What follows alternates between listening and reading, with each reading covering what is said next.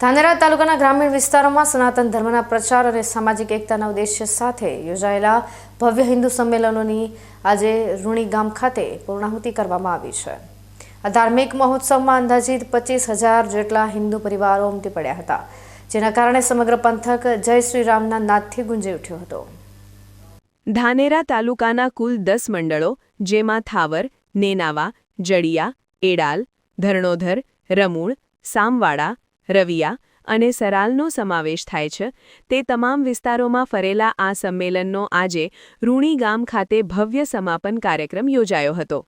સીતારામ ગૌશાળાના મહંત સીતારામ બાપુ સહિત અનેક સંતો મહંતોની પ્રેરક ઉપસ્થિતિમાં સનાતન ધર્મની રક્ષા અને હિન્દુ પરિવારોની એકતા પર ભાર મૂકવામાં આવ્યો હતો।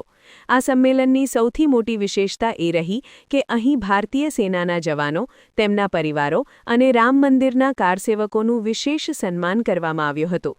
માત્ર ધર્મ જ નહીં, પરંતુ કૃષિ ક્ષેત્રે ઉત્કૃષ્ટ કાર્ય કરનારા પ્રગતિશીલ અને બાગાયત ખેડૂતોનું પણ મંચ પરથી બહુમાન કરાયું હતું।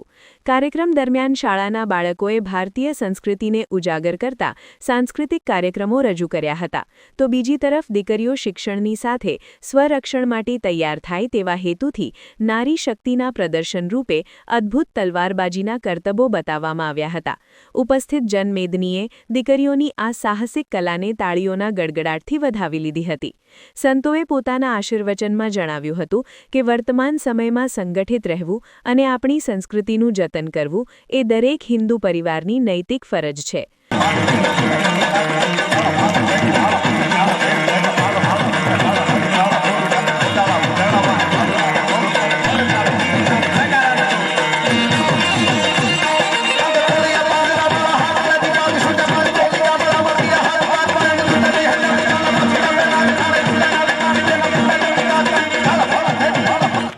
રૂણી ગામ ખાતે યોજાયેલું આ મહાસંમેલન માત્ર એક ધાર્મિક આયોજન બનીને નહીં, પણ રાષ્ટ્રભક્તિ, નારી શક્તિ અને ખેડૂતોના સન્માનના પ્રતીક તરીકે સંપન્ન થયું છે।